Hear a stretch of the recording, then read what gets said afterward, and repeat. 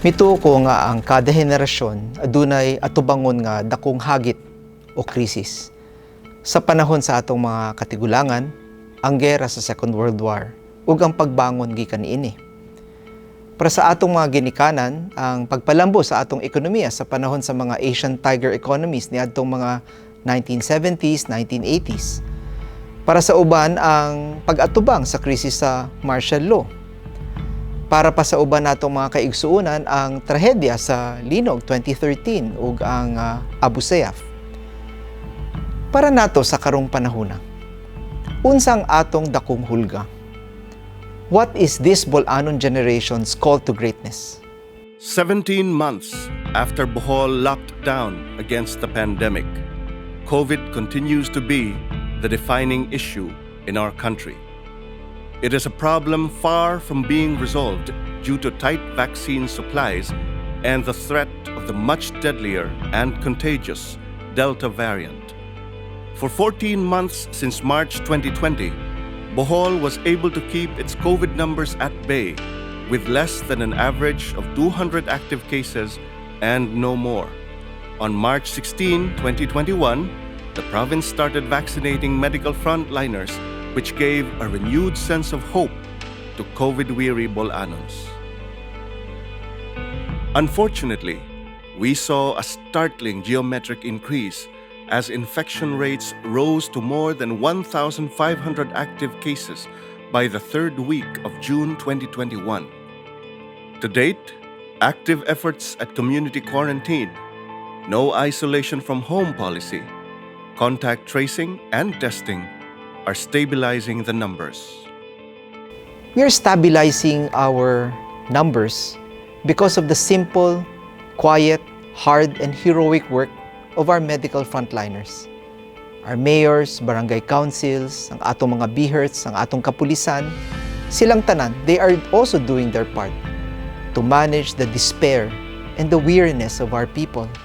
On June 16, 2021, Bohol became the first province to receive vaccines for its frontline tourism workers when it received a shipment of 10,000 doses of vaccines from Secretary Vince Dizon as facilitated by Secretary Berna Romulo Puyat of the Department of Tourism.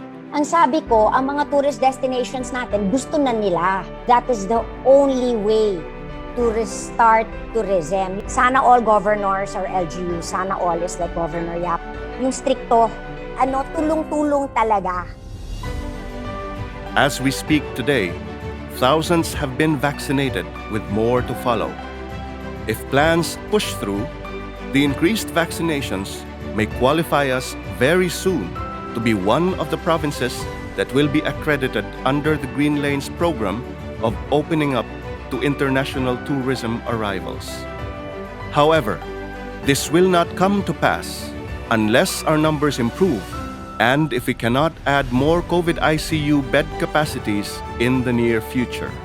Thank you very much. This is a very big step for tourism in Bohol. We look forward to this and encourage everyone, my colleagues and everybody in the tourism industry to take this vaccine. This is a step forward and this is the start of tourism to come back in Bohol. Thank you very much.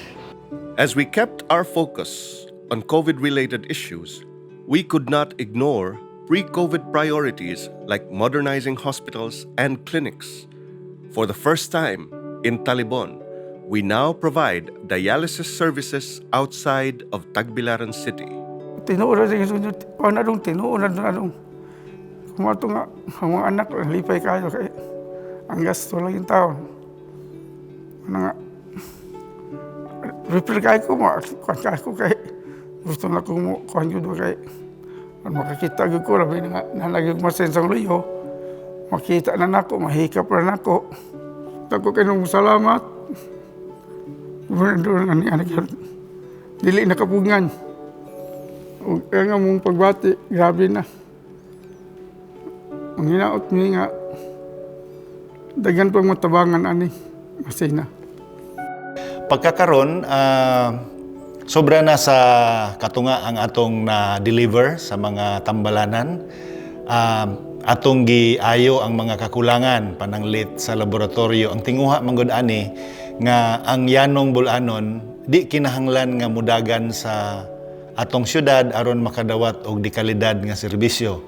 Mao nga sa napulo nato ka mga tambalanan, gihatagan nato og mga moderno gyud nga mga himan, at least ma-approximate nato ang kalidad sa madawat sa bisan kinsang tao nga magpatambal, no. So gi-adjust sa atong gobernador gani, no, ang mga sweldoan sa atong mga nurse, giilaman niya ang contribution sa atong mga nurse, midwives, medtechs, no, mga doktor nato, gisakaan ang pondo ug uban pa mga panginahanglan kung doon na tay hangyo nga madugangan kanang gitawag og HRH or Health Resources for Health, giato nang giatubang.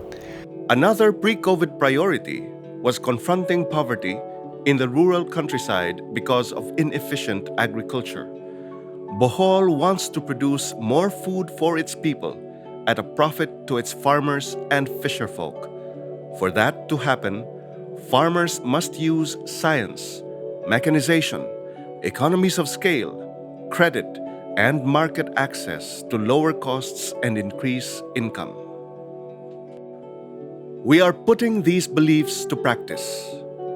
Our Advanced Rice Technology 120 program, which targets an average yield of 120 kavans of rice per hectare in rain-fed areas, has produced harvests of 140 kavans per hectare. For irrigated areas, Bohol's Advanced Rice Technology 160 program, which targets an average yield of 160 kavans of rice per hectare, has produced record harvests of 220 kavans per hectare. Kini atong programa sa Advanced Rice Technology nga gilantaw ni nila nga mao'y makatubag sa atuang food security ug food sufficiency sa atong lalawigan. Nakita na po ni nato nga doon na natay produkto nga bugas ni daguhoy nga atong giapod-apod, ipalit ni nato sa atong mga mag-uuma sa humay nga nasakop sa atoang clustered sa ART 160. Nya mo na itong gi-process o gipamaligya karon nga medyo affordable ang presyo ngadto sa atong mga kaigsunan mga bulanon. Sa una sa akong harvester, maabot ra kog tag 80, 90 o tagsara kay ng 100. Na pagtanom na itong RC 160 bitaw nga binhi ni RTAP, niabot kog 160 ka sako sa usa ka hektarya. Diya, mga rito sa iyang suporta na mo nga mga farmers, nakasave dyan sa mong pagpanggasto sa mga abono. Kaya mis nga, 8, 4 na lang mo i-counterparts, kaya na naman po ilang 4. Kaya naubsan man po to, sir, kay instead nga katong budget na mo para abono, namubo man ato, nagahin po na mo pagpahinlo sa anang kadaplina, na maintain na pagpahinlo nga malayos dangan po itong basak o niya. Dinuyugan po sa panahon, pag-ampos Ginoo. Iduyugan po sa Ginoo, labos tanan nga. Isa pong iduyugan kakugi po sa akong bana, kay si Zaman sa inaasuma. Amaw, katong higayon na nakaabot o ingato po ka dudaghan. Kaya mao ito'y daghan para namo, kay gunad sa pagminyo namo, kato pa man po nakaabot o ingato po kadaghan nga maora mag-among trabaho. Ang baybak, makatarunganon man ang kuan, presyo.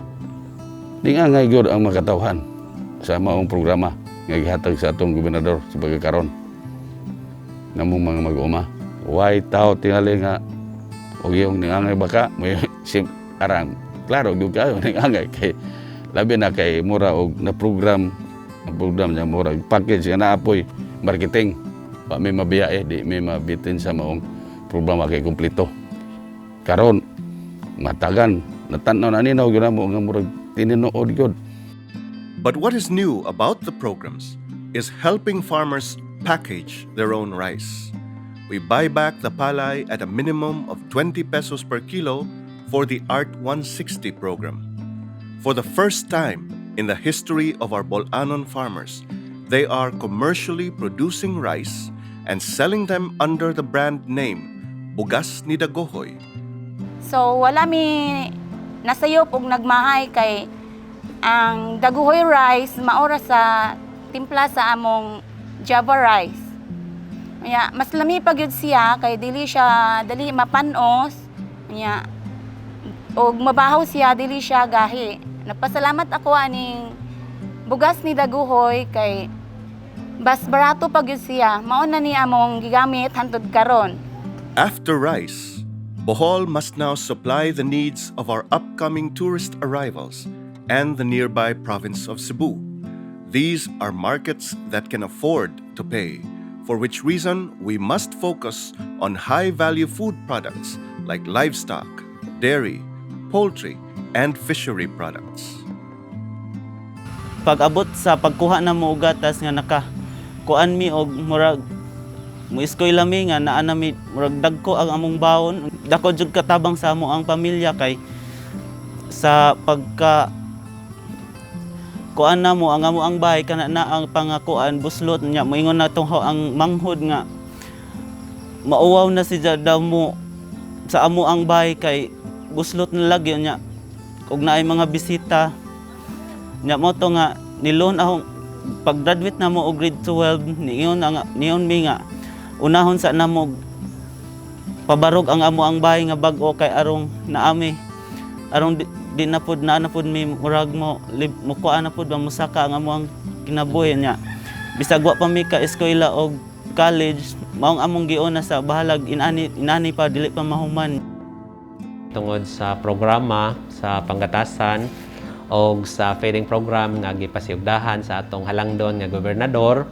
din dako kayo siya og natabang aron nga siguro nato nga atong gatas mga halin gyud og makuan gyud siya kanang magamit gyud alang sa kanang pagpalambo.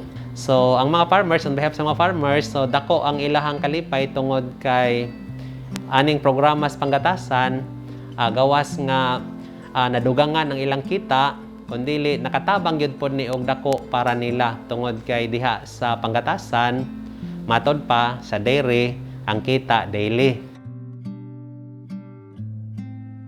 With the project nga gipasiugdahan nato ang Gatas Bulanon program, in only 1 year 1,610 kakabaw ang na-enroll. Ni-come up gyud ta og budget for milk feeding sa mga nutritionally challenged nga mga bata. Tungod kay sa panahon sa pandemya o bisan unsa nga sakit, kung ang atong mga bata labi na itong mga severely wasted nga mga bata, kung dili na to tagag insaktong nutrition, pinakadali gyud silang maigo. So nakita na to nga posible di ay unya wala na ta magsalig karon sa mga purebred nga mga kabaw o baka nga gamiton for dairying, but we utilize carabaos and cattle nga owned sa atong mga farmer. Gikapakapinan nato siya, giubanan ang programa og aggressive nga artificial insemination program. Og kita pod sa Bohol, kaloy sa Ginoo, pipila lang gyud ka probinsya sa Pilipinas ang adunay kaugalingong liquid nitrogen plant. With an operational liquid nitrogen plant, masiguro nato nga 24/7 maserbisyuan nato ang mga kabaw ug baka nga manguwag aron magamit for dairying. So kining proyekto sa native chicken production for agricultural rural transformation, gilantaw yun nato nga daghan yun ang matabangan kay halos tanang balay naman jud manok. So kana nga pamaagi sa papamuhi sa manok, mao nay atong gustong bag-ohon pinaagi sa atong programa nga agricultural rural transformation through native chicken production. Dungan nining maong proyekto, gusto po natong i-develop ang kinagitawag nato grow out farm sa mga native chicken. So ang mga member nga association sa BOFC, Bohol United Federation of Farmers Incorporated, nga maoy magdumala atong commercial breeding center, sila unya imubuhi sa mga piso. Unya ibaybak sila sa BOFC. So ang BOFC na ang mobaligya. In so doing, maka-produce gyud ta og enough number of manok nga pwede natong ikahado sa ato ang mga hotel and restaurant. To support these commodities, 3 critical crops deserve our attention: corn, root crops, and coconut. Together with rice, these 3 commodities feed people and animals alike. We must invest in our own local feedstocks industry that can lower the costs of the livestock, hog, poultry, dairy, and fishery industries. This is critical today as our country is facing the African swine fever problem. Bohol must ensure that it has sufficient local hog products for domestic consumption and use the opportunity to export meat products to local demand areas. Without affordable feeds, there is no future to grow Bohol's livestock and poultry sectors. Sa ato ang Corn 100, Art Corn 100 technology, itong target ani is 100 bags per hectare. Usa po ni ka programa sa atong present leadership, not only to address food security but ato pong gi-address niya ni ang problema nato sa kakuwangon sa raw materials nga gikinahanglan sa mga hayupan o sa atong isda. Furthermore, root crops like our ube kinampay can give birth to high-value products which can be used for additives and raw materials for baking and confectionaries, ice cream, drinks, and staples, while coconut products can be processed into VCO, cooking oil, detergent, personal healthcare products, fuel, and medicinal purposes. We complete our agri projects by concentrating on vegetables, fruits, coffee, and cacao. Vegetables are harvestable in 1 to 2 months, while fruits, coffee, and cacao are high-value products and sustainable. These crops harmonize well with the tourism lifestyle. Pag primero nung tanom, nakadaog na dyan ko og kinadakuang ube nga manay baligunon. Muna nga, murag karon hingangay na ko og pananom kay naaman day daghan makakwarta man day ta. Gawa sa premyo, ikabaligya pa nimo, makakaon po ta, makapanghatag po ta sa itong silingan nga di mo angay mo tanom. Nakatabang kini sa pag-eskwela sa akong mga anak ug unsa pod pa gasto sa balay. Ug hilabi pod nga ako katabang diri sa akong mga tawo nga nagtrabaho diri. Nakita gyud nila nga lami ang pagtanom og saging. Ug dili kay panghambog karon gihimo kong murag model nila sa bahin sa saging. Daghan na nananom og saging tungod kay nakita nila nga ang among kasagingan adunay mga improvements nakasapi. Adtong 2010 man siguro to, ahong nakita nga katong lumboy kay kasagaran sa panginabuhian sa among mga kababayen-an dinhe og tingbunga og lumboy, manguha jud sila lumboy nga ibaligya dito sa mga nagkalain-lain nga lungsod. Ahong gikuan nga why not process it into wine, red wine. Nadasig po sila kay makakwarta man day mi ani. Fish supplies from fish pond production are the key to increasing local supplies at a more affordable cost. Naarate kay galingong feed mill nga first in the country nga provincial government initiated feed mill para sa atong mga mag-uuma sa isda. Ikatulong problema na to sa atong lalawigan sa Bohol ang dili na to makontrol nga presyo sa isda tungod kay ang atong gisaligan naaman ta sa 80% nga gasalig sa marine water dirin dita kasiguro og pilaray Budawe, pilaray masud sa Pukot sa atong mga yanong mga mananagat. So naata karon nagpakadako sa atoang control the environment nga mga pispan o mga fish cages. Karon niana nagtarget ta og mga hatsire sama sa atong nakita diri karon atong hatsire na to sa inland fishery nga kini siyang hatsire gamay-gamay lang but nag-provide ni sa katunga sa lalawigan sa Bohol sa mga fingerling sa atong mga mag-uumas tilapia o mag-uumas pantat. With this leadership, doon natin expansion with 5 nga pareha ni aning hatsire sa atong nagkalaing-laing lungsod sa lalawigan sa Bohol. Sa kini nga gihatag na mo diri nga kining hatsire og ma-develop nga dinhi unya madaghan ang among mahimong production sa dinhi dapitak sakto nga mga similya sa daghan mong mga pispan dire. For us to realize these dreams, support programs must be established, like a soil and water center to train farmers, as we are doing together with the Bohol Island State University, investing in and building a strong partnership with the private sector to assure a constant demand for these products. The project is entitled Provincial Government of Bohol, BISU, Establishment of Soils and Water Laboratory. With the development that the provincial government is very much willing to come up with the project, so we are very happy and the idea is very welcome to us, not just for the university, for our instruction, research and extension activities, but for the Boholano in general. Working with business groups and restaurants, resorts, hotels, and local entrepreneurs, and assuring farmers and fisherfolk that there are ready markets that will absorb their products is key to assuring our constituents that their sales and profitability are at the heart of our programs. In choosing just a few key strategic crops to invest in for now, we are on the right path. Secretary William Dar of the Department of Agriculture, in his visit on June 4, 2021, praised our plans and, on the spot, included us in the province-led Agri-Fishery Extension Services, or PAFES program.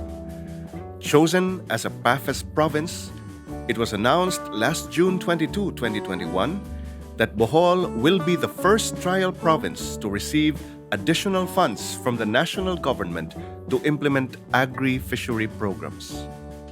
Mayroon presentasyon po ng ating minamahal na gobernador about the priority areas of investment or mga programa ng probinsya ng Bohol. At ipinakita niya, following the framework of the 1DA reform agenda, ay tugmang-tugma. Itong gustong mangyari ng kagawaran ng pagsasaka at yung gusto rin mangyari ng lalawigan ng Bohol. So, ang ibig sabihin, we have a common set of priorities in the agriculture sector, and hence, with the framework 1DA reform agenda na sinusundan ng probinsya ng Bohol, ay kami ay tutulong at please consider us, Mr. Governor, the Department of Agriculture and the family members of the department na kami ay iyong true partners in development. We must also have the courage and imagination to invest in Bohol's water resources. We cannot wait for private investors anymore, nor will we stand idly by doing nothing while generations have gone sick and thirsty. We started to solve our water problems by construction of reservoir and establishment of line system. Benefits of the 1 million project, which was himo na to nga drilling dito sa ecotourism project na to dito sa Sea of Clouds nga gitagaan tag 1 million, nakahimo tag duha ka drilling. Previously, we don't have any toilet there in the public market. It is because way tubig lagi. Ug di naman ganyan po kasilyas, wa po magamit. So, mo ito problema na ko, karoon na kalos Ginoo, presently, nasolved na. Naapoy gi-provide ang provincial government pinaagi nila ni Gov. ug ni Vice Governor nga ang atong mga kaislahan matagaan pud sila og potable water supply pinaagi sa paghatag sa atong water desalination, mga water systems, no? Sa atong isla sa Pandanon in Hetafe and also sa atong isla sa Pamilacan in Baclayon. Those are funded by the provincial government funds. Unya naay upcoming sa hopefully karong tuiga masugdan na siya sa isla sa Kuaming in Inabanga. We have every reason to be hopeful. Once they said that fresh drinking water was impossible in our islands, and yet today, we have installed 2 new and modern desalination plants. Karon nga na butang ni diring gihatag ni gobernador nga desalination, so dakoging natabang sa mo ang barangay o gawas pa ning ubos pod ang presyo sa tubig. Kay sa una mo baligya man sila og tag 15, 20 og maglisod. Unya karon kay og mohatag sila og pato nihatag la 15. Nihatag mig 5. Adto nga time ang akong wish na kaingon ko ampos ko sa kahitasan nga matuman. So dako na akong kalipay. Kay bisan ako sa akong galingon sir, maglakaw ko magsagid, ilok ako ang container, 5 ka container balik-balikon ako na magsagid. I-compare karon nga naa na sa ako ang dool. Daghang mo offer nga sila na ang mualsa ihatod nako kay dool raman kaayo. Dili na ingon nga hagon ako sa akong pangidaron nga 56 mag-alsa maglukdo pa ko og tubig dili na. So dako kayo og dako ko kayo sa ang sitwasyon, dako ko kayo kalipay nga naa nay tubig sa ako ang dool akong tungkaran. We are also cognizant of the fact that sufficient power will be needed in the coming days to expand our economy. For this reason, the One Bohol Power Program and the NGCP interconnection must be completed. Sufficient power will make it possible for Bohol to sustain tourism and to embark on new industries like establishing a food processing and storage center, which can be a hub that will help modernize our agriculture in the near future. To keep Bohol's tourism differentiated from others, we must continue to support faith-based and ecological tourism benchmarked on global standards. Our local culture and the natural beauty of Bohol will provide us that unique advantage as a national tourism destination. Bohol's tourism is unique in that we are not only showcasing beautiful beaches, forests, rivers, and landscapes. We are definitely not the tourism of casinos and bars. Bohol's tourism immerses you in our deep culture of faith. Our music, our dance, history, poetry, they are all deeply intertwined with our faith. And that is most felt and seen in the many National Heritage Church properties you see around you. The call to greatness is a call to heal. The call to greatness is a call to unite. The call to greatness is a call to sacrifice for others. Our Provincial Disaster Risk Reduction Management Office will be inaugurating soon a new and state-of-the-art facility, which will house national and local agencies alike, all working as one in preventing disasters and saving lives. This facility will house our Unified Command Center and COVID Emergency Operations Center with one singular purpose, and that is to be ready to sacrifice and heal our province in times of threats and dangers. The nature of Tertiary 117, the work of Tertiary 117 is very different from an office work, since we're not only dealing with paperwork, but we're dealing with saving lives. So basically it's stress. And the thing there, why we survive this kind of job, is the passion. The passion for us to serve. It's not the income that we have, the salary that we have. We don't count how many hours of work, but you will survive this kind of job if you have the passion to help and the passion to serve the Boholano people. We are supported by our leaders, and the support that they are showing to us gives that drive in us to continue our service. These are strangers to us, these are not family members, but these are Boholanos, and the mandate given to us is to go in there and save the lives of ordinary Boholanos. We are saving lives today because we want to save our tomorrows. Not only for us, but more so for our children. Many of our children, they're suffering loneliness, struggling with social acceptance, broken families, and even violence at home. This is the reason why we established the Laum, or the Hope Program, for our youth. Laum Bohol seeks to empower our youth through counseling, sports, training, arts, and advocacy. Our message is to give hope to our country's future, who in their tender years have had to bear so much pain and suffering today. Laum Bohol seeks to empower our youth through counseling, sports, training, arts, and advocacy. Our message is to give hope to our country's future, who, in their tender years, have had to bear so much pain and suffering today. Niining lisod kaadyong panahon. tungod sa pandemya. Dato ka man o kabus, nakaeskwela o wala, himsog o kaha masakiton, tiguang o batanon, kining tanan, dili na importante. Ikaw, ako, kitang tanan, adunay ikahatag og ikapaambit. Ang atong kasing-kasing bulanon, nga lig-on sa pagtuo, manghihatagon, ug maluluyon. Gitawag sa paghatag ngadto sa atong isig katawo, ug usa ka sakripisyo, bisan unsa man kini kagamay.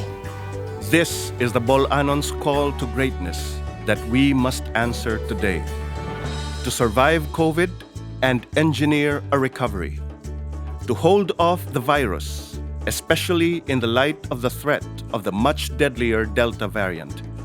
We can do this only if we empower our people. And we can only empower our people if we can solve, together, age-old problems related to food, health, water, and power. We must have the will to sacrifice long, quiet hours of hard labor instead of dividing our people through fake news, misinformation, and trumped-up charges.